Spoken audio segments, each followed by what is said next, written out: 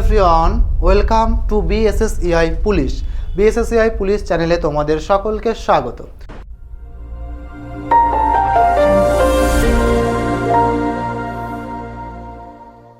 তো দেখো বাবু, তোমরা হয়তো ইন্টারভিউয়ের ডেট অলরেডি জানতে পেরে গেছো যে স্যার 29 তারিখ থেকে কিন্তু ইন্টারভিউ শুরু হতে চলেছে এবং ফেব্রুয়ারির 17 তারিখ পর্যন্ত চলবে। তো এই ইন্টারভিউয়ের জন্য ওভারঅল তোমার একটা আইডিয়া দেওয়ার জন্য আজকে কিন্তু আমি তোমার সামনে হাজির হয়ে গেছি, যেখানে কিনা তুমি দেখতে পাবে ইন্টারভিউতে তোমার অ্যাকচুয়ালি ইন্টারভিউ বোর্ডে কী ধরনের প্রশ্ন করা হতে পারে বা কী ধরনের তোমার ড্রেস কোড মেনটেন করে যাওয়া উচিত, বা ইন্টারভিউ বোর্ডের উদ্দেশ্য কী, ইন্টারভিউ কেন নেওয়া হয়, সব কিছু নিয়ে আলোচনা করব। তোমরা দেখতেই পাচ্ছ পিছনের এই স্লাইড বা পিপিটি বা পিডিএফটাকে। তোমরা সেখানে কি আছে, প্রথম দেখো বড় বড় করে লেখা উদ্দেশ্য কী, অর্থাৎ ইন্টারভিউয়ের উদ্দেশ্যটা কী। ইন্টারভিউয়ের উদ্দেশ্য কিন্তু তোমার নলেজকে চেক করা একদমই নয়, অর্থাৎ নলেজ চেক কিন্তু করা ইন্টারভিউয়ের উদ্দেশ্য নয়। স্যার বুঝলাম না, তার মানে ব্যাপারটা কি বলতে চাইছেন? এই যে নলেজ টেস্ট করা নয়, তার কারণ ইন্টারভিউয়ার্সরা জানে যে তোমরা পরীক্ষা দিয়ে পাস করে মাঠ পাস করে তারপরে এই জায়গাটায় আসছো, তো সেই জন্য পরীক্ষাতেও তোমরা পাস করেছো, যেহেতু তাই নলেজ চেক করার জায়গা কিন্তু এটা নয়। তাহলে স্যার কী চেক করার জায়গা? এটা চেক করার জায়গা হচ্ছে পার্সোনালিটি, ডিসিপ্লিন এবং অ্যাওয়ারনেস সঠিকভাবে যাচাই করা হয় এই জায়গা থেকে। অর্থাৎ তোমার ডিসিপ্লিন এইখানে সঠিক কিনা বা তোমার পার্সোনালিটি ঠিকঠাক কিনা, তুমি সামাজিক যে ব্যাপার আশেপাশের অ্যাওয়ারনেস সম্বন্ধে কতটা অকিবহল, এই সবগুলো জানার জন্যই কিন্তু তোমাকে কিন্তু ইন্টারভিউ বোর্ডে ডাকা হয় বা ইন্টারভিউটা সমস্ত পরীক্ষার ক্ষেত্রে নেওয়া হয়ে থাকে। ইন্টারভিউ বোর্ডে স্যার তাহলে কী কী দেখে? ইন্টারভিউ বোর্ড দেখে তুমি শান্ত স্বভাবের কিনা, তুমি নিজের প্রতি কনফিডেন্ট কিনা, আত্মবিশ্বাসী কিনা। কি বললাম বোঝা গেল? নিজেকে যে কোনো সিচুয়েশনের মধ্যে কন্ট্রোল করতে পারো কিনা। দেখবে তোমার মধ্যে একটা পুলিশ হওয়ার মতো আচরণ বা ভাবভঙ্গি আছে কিনা, তুমি সাধারণ জ্ঞান সম্বন্ধে যেটুকু প্রয়োজন সেটুকু জানো কিনা, বা রাজ্য সম্বন্ধে তোমার মধ্যে সচেতনতা কতটা আছে। কি বললাম বোঝা গেল?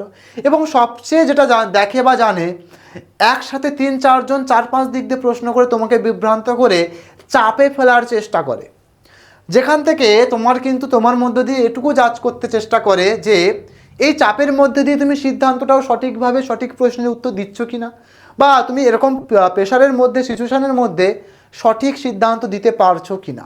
এটা হচ্ছে ইন্টারভিউ বোর্ড কিন্তু দেখে। যেগুলো বললাম সেগুলো সব এখানে তোমার লেখা আছে, তোমরা পড়ে দেখে নিতে পারবে।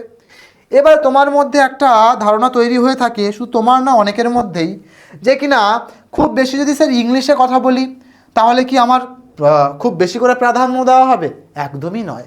খুব বেশি ইংরাজি বা কঠিন উত্তর দেওয়ার কোনো রকমভাবে দরকার নেই। সাধারণ সহজ সরল ভাষায়, অর্থাৎ তোমার নিজের ভাষায় পরিষ্কার পরিচ্ছন্নভাবে সঠিক যেটা জানো সেটা সঠিকভাবে দেওয়ার চেষ্টা করা যথাযথ। কি বললাম বোঝা গেল? তাই যেটা জানো না সেটা নিয়ে মিথ্যা বা ভুল কোনো উত্তর তুমি বলতে যাবে না। যেটা জানো না তুমি পরিষ্কারভাবে বলে দেবে, স্যার এই মুহূর্তে আমার জানা নেই, আমি পরবর্তীতে জেনে নেব বা পরে জেনে নেব, ইন্টারভিউর পরে জেনে নেব। কি বললাম বোঝা গেল? তাহলে আশা করছি আমরা বুঝতে পেরেছি যে আমাদের কি কি ইন্টারভিউ বোর্ড দেখে। তুমি যদি বলো স্যার এবারে আমাদের ডকুমেন্ট ভেরিফিকেশান সম্বন্ধে একটু বলুন। ডকুমেন্ট ভেরিফিকেশান কিন্তু খুব ইম্পর্টেন্ট, যেগুলো অবশ্যই তোমাকে নিয়ে যেতে হবে।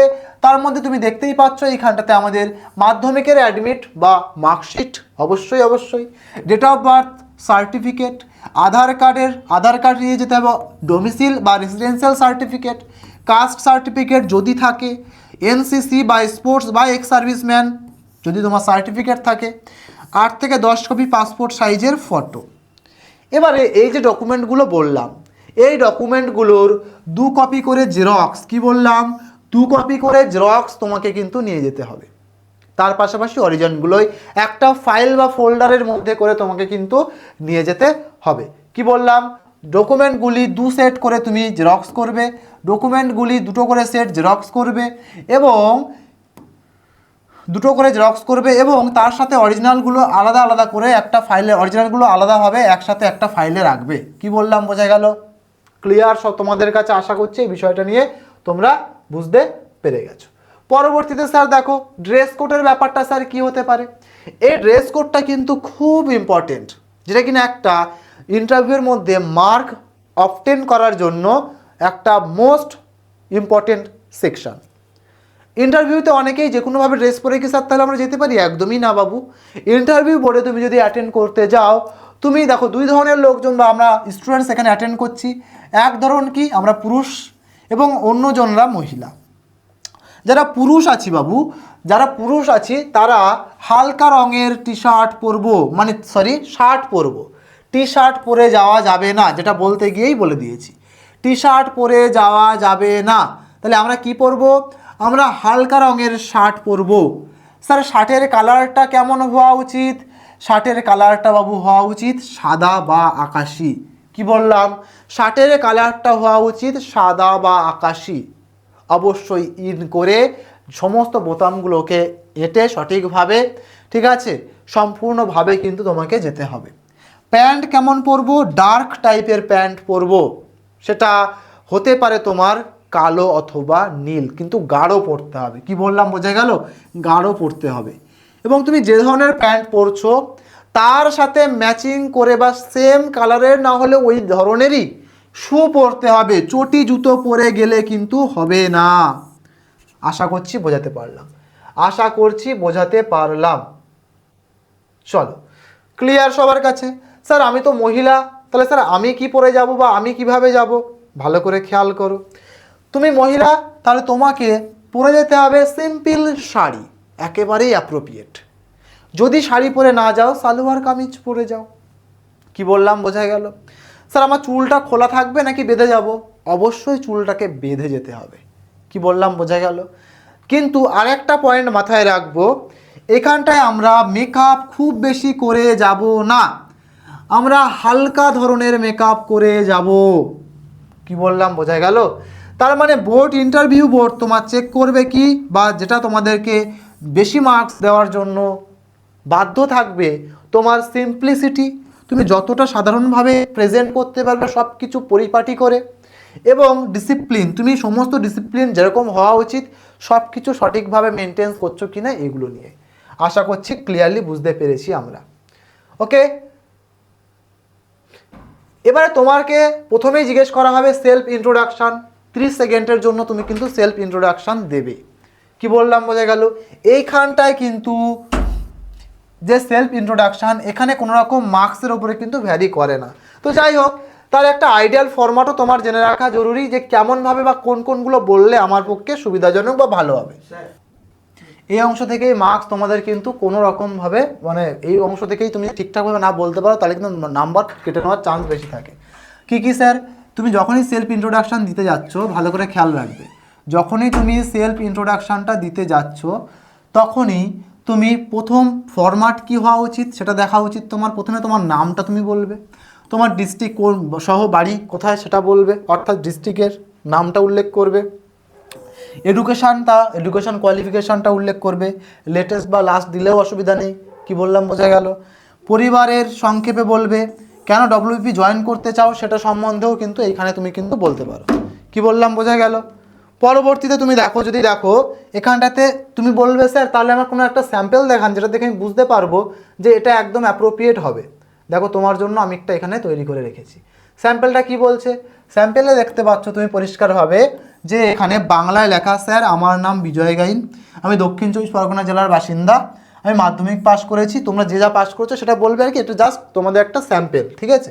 আমার পরিবারের 4 জন সদস্য আছে, আমি ওয়েস্ট বেঙ্গল পুলিশে যোগ দিতে চাই কারণ মানুষের সেবা করা, আইন শৃঙ্খলা বজায় রাখা এবং সমাজের নিরাপত্তার কাজ করাই হচ্ছে আমার লক্ষ্য বা মূল লক্ষ্য। আশা করছি বোঝা গেল। তাহলে এইভাবে তুমি একটা স্যাম্পল ক্রিয়েট করতে পারবে, ঠিক আছে? বা নিজের মতো করে নিজেরটাকে বলবে এরকমভাবে মোটামুটি তোমাকে একটা স্যাম্পল আমি দেখালাম। তুমি যদি এবারে বলো যেগুলো হচ্ছে বেশিরভাগ ক্ষেত্রে জিজ্ঞেস করা হয় স্যার সেই ধরনের প্রশ্নগুলো কি কি, তো এক ঝলকে দেখে নাও। মোস্ট আস্কড কোশ্চেন্স সেগুলো কি স্যার, বা কোন প্রশ্নগুলো বেশিরভাগ জিজ্ঞেস করা হয়েছে? পার্সোনাল, ঠিক আছে, কেন তুমি জয়েন করতে চাও পুলিশে, ঠিক আছে, তোমার স্ট্রেংথ অ্যান্ড উইকনেস কি, মানে তোমার কোনটাতে শক্তি বেশি বা দুর্বলতা কি, কোনটায় শক্তি আর দুর্বলতা কি, মানে তোমার স্ট্রেংথ আর উইকনেস কি। পুলিশ ও সাধারণ মানুষ সম্পর্কে কেমন হওয়া উচিত, পুলিশ ও সাধারণ মানুষ সম্পর্ক কেমন হওয়া উচিত, একজন পুলিশ অফিসার হিসেবে তুমি আর একজন সাধারণ মানুষ, তাহলে তাদের মধ্যে সম্পর্কটা কেমন ধরনের হওয়া উচিত, ঠিক আছে। পুলিশ রিলেটেড যদি তোমাকে জিজ্ঞেস করা হয় এটা তো পার্সোনাল বেস গেল। ডব্লিউপির কাজ কি, পুলিশ ও প্রশাসনের মধ্যে পার্থক্য কি, এফআইআর কি, ঠিক আছে, বা বলতে পারে পুলিশের ফুল ফর্ম কি, ঠিক আছে, বর্তমানে পুলিশ মন্ত্রী কে, এরকম পুলিশ রিলেটেড কিন্তু বহু রকমের প্রশ্ন তোমাকে জিজ্ঞেস করতে পারে। আশা করছি বোঝা যাচ্ছে, ঠিক আছে, আশা করছি বোঝাতে পারছি। চলো পরবর্তীতে সিচুয়েশান বেসড কোশ্চেন কিন্তু ভীষণভাবে জিজ্ঞাসা করে। কি বললাম বোঝা গেল? সিচুয়েশান বেসড কিন্তু কোশ্চেন জিজ্ঞাসা করেই করে। তো স্যার কেমন ধরনের প্রশ্ন হবে? দুজনে ঝগড়া করলে কি করবে? ধরো দুজনে কোথাও ঝগড়া করেছে, তাহলে তখন তুমি কি করবে? Situation based question. বা ধরো তোমাকে বললো যে কখনো ওপর মহল থেকে কেউ এসছে, ঠিক আছে, এসে তোমাকে বলছে এ নাও, এটা রেখে দাও, বা এই টাকাটা নাও, বা ঘুষটা নাও, যে আছে জেলে তাকে ছেড়ে দাও, তখন তুমি কি করবে?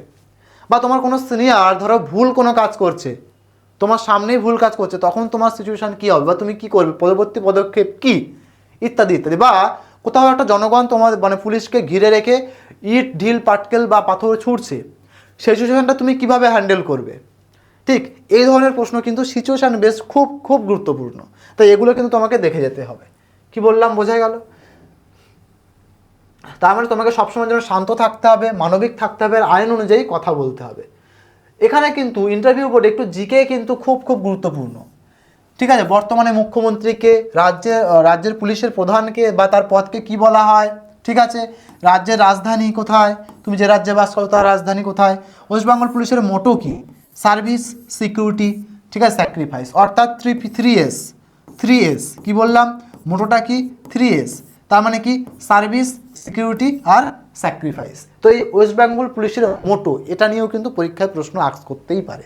কি বললাম মনে থাকবে?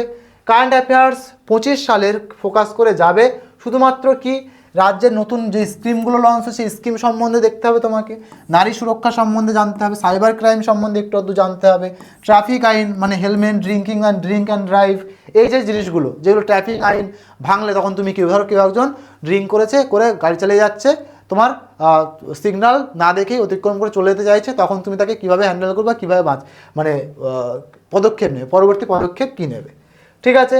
এখানে তোমার বডি ল্যাঙ্গুয়েজটাও কিন্তু ম্যাটার করে। বডি ল্যাঙ্গুয়েজ কি ম্যাটার করে? বডি ল্যাঙ্গুয়েজে বাবু সাইলেন্ট মার্কস কিন্তু থাকে অলরেডি লুকিয়ে, যেখানটায় তুমি দাঁড়িয়ে দেখতে পাবে কি চোখে চোখ রেখে কথা বলছো কিনা, সেটা তোমার হাত পিছনে আছে কিনা, বা স্বাভাবিক অবস্থায় আছে কিনা, যেমনভাবে ইন্টারভিউ বোর্ডে তোমার বসে হাত থাকা উচিত, ঠিক আছে, বা হ্যাঁ স্যার বলে উত্তর তুমি সঠিক যখনই বলছো থ্যাংক ইউ স্যার, বা হ্যাঁ স্যার এটার উত্তর এটা হবে, এরকমভাবে সম্বোধন করে বলছো কিনা। সবসময়ের জন্য বেশি হাত নাড়ানো কিন্তু নেগেটিভ পয়েন্টের জায়গায় চলে যায়।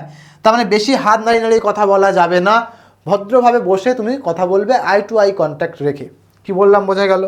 হাসি মজার ছলে কিছু বলা যাবে না, বা হেসে ফেলা যাবে না ইন্টারভিউ দিতে গিয়ে, বলে স্যার এমনিতেই তো টেনশন হবে, হেসে ফেলবো কী করে, তো এগুলো করা যাবে না বাবু, তাই বলে দিলাম। ওকে চলো, এবং তাহলে সবচেয়ে আমাদের যে বিষয়টা এবারে নেগেটিভ মার্কিংয়ের এরিয়া, সেই এরিয়াটা কি একটু এক ঝলকে আমরা দেখে নিই। নেগেটিভ মার্কিং এরিয়া হচ্ছে অতিরিক্ত ইংরাজি দেখানো, যে স্যার আমি ইংরাজি প্রচুর জানি, বাবু এটা তুমি ওয়েস্ট বেঙ্গলে কাজ করতে এসেছো বা চাকরি পেতে এসেছো, তাই বেশি ইংরাজির মাহাত্ম্য দেখানোর এখানে কোনো দরকার নেই। তাহলে অতিরিক্ত ইংরাজি কথা বললে কিন্তু নেগেটিভ পয়েন্টের জায়গায় চলে যাবে। রাজনৈতিক মতামত, যদি কোনো রাজনৈতিক দল নিয়ে মতামত প্রকাশ করো তাহলে কিন্তু ভুল হয়ে যাবে। আগ্রাসী আচরণ, অর্থাৎ যদি একটুখানি অ্যাগ্রেসিভ আচরণ থাকে তোমার, তাহলে কিন্তু আরও বড় ক্ষতি। ঠিক এগুলো থেকে বেরিয়ে আসতে হবে। মিথ্যা কথা বলবে না, প্রথমেই বলে দিয়েছিলাম, যদি কোনো কিছু না জানো বলবে স্যার পরে দেখে নেব বা জেনে নেব, কিন্তু কখনোই মিথ্যা উল্টো পাল্টা উত্তর দিয়ে বসবো না। নিজের এরিয়া সম্বন্ধে জেনে যাবে, নিজের জেলার নিজের জেলার মধ্যে কটা পুলিশ স্টেশন আছে জেনে যাবে, কটা মহিলা পুলিশ স্টেশন আছে জেনে যাবে। কি বললাম বোঝা গেল?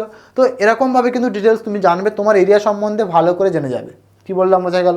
তোমার এরিয়ার মধ্যে সবচেয়ে ভালো ফল বা মিষ্টি বা ধরো যে কোনো খাবার, ঠিক আছে কি, বা সেখানে কোনো রকম কোনো ঐতিহাসিক ঘটনা আছে কি না, বা তোমার এরিয়ার মধ্যে বা এরিয়াকে কেন্দ্র করে কোনো রকম কোনো মন্দির, বিখ্যাত কোনো মন্দির বা কোনো কিছু আছে কি না, এগুলো কিন্তু তোমার কিন্তু দেখে যেতেই হবে। ঠিক, তোমার জেলা সদর দপ্তর কোথায় এটা জেনে যেতে হবে, এরকম ধরনের। তো এইগুলো নিয়ে ডিটেলসে আরও ভিডিও আসবে।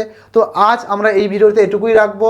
আশা করছি তোমরা মোটামুটি একটা ওভারঅল আইডিয়া পেয়েছো আমাদের ইন্টারভিউয়ের ব্যাপারে। যদি ভালো লেগে থাকে সবাই কমেন্ট বক্সে অবশ্যই জানাবে যে কেমন লাগলো এই ভিডিওটা। তোমাদের যদি ভালো লাগে কমেন্ট বক্সে তো জানাবেই, পাশাপাশি কী ধরনের ভিডিও চাইছো সেটা কিন্তু অবশ্যই তোমরা কিন্তু আমাদেরকে বলবে। তো চলো, এর পাশাপাশি তোমাদেরকে আরেকটা খবর দিয়ে রাখি, এই ইন্টারভিউয়ের যে সিচুয়েশান তোমরা যেগুলো দেখলে, এই সব কিছুর ওপরে নজর রেখে বিএসএসসিআই তোমাদের জন্য 3 days free of cost online ওয়ার্কশপের কিন্তু অ্যারেঞ্জ করেছে। 25 জানুয়ারি থেকে 27 জানুয়ারি পর্যন্ত, অর্থাৎ 25, 26, 27 এই 3 দিন ফ্রিতে মানে ফ্রি অফ কস্টে তুমি কিন্তু ইন্টারভিউ, মক ইন্টারভিউ কিন্তু দেখতে পারবে। কোথায়? BSSCI ডিজিটাল লার্নিং অ্যাপে।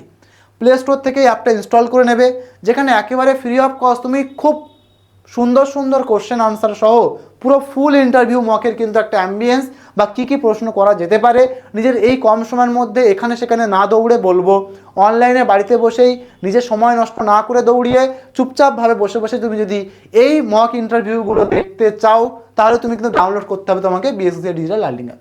কোথা দিয়ে? প্লে স্টোর থেকে। এবং রেজিস্টার করার পর থেকেই তুমি ওখানে কিন্তু 3 দিন পর পর ফ্রি অফ কস্টে একদম পুরো তোমার এমনভাবে ওয়ার্কশপটা সাজানো হবে, পুরো ড্রিলের মতো করে তোমাকে তৈরি করে দেওয়া হবে ঠিক জায়গায়। ঠিক আছে, তো অবশ্যই তোমরা কিন্তু এই অ্যাপটাকে ডাউনলোড করে নেবে এবং 3 ডেজ যে ফ্রি ওয়ার্কশপ সেখানে যেন তোমরা সবাই জয়েন করে যাও। আমি কিন্তু সেখানে তোমাদেরকে অ্যাটেন্ডেন্স পেতে চাই। ওকে, তো দেখা হচ্ছে তাহলে তোমাদের সাথে পরবর্তী কোনো ভিডিওর মাধ্যমে বা অন্য কোনো লাইভ সেশন নিয়ে। তোমরা কমেন্ট বক্সে বলবে আরও কী ধরনের ভিডিও তোমাদের চাই বা চাহিদা। Thank you so much. যারা এখনো সাবস্ক্রাইব করো, সাবস্ক্রাইব করে সাথে দেখো। Thank you all. Wish you all the best.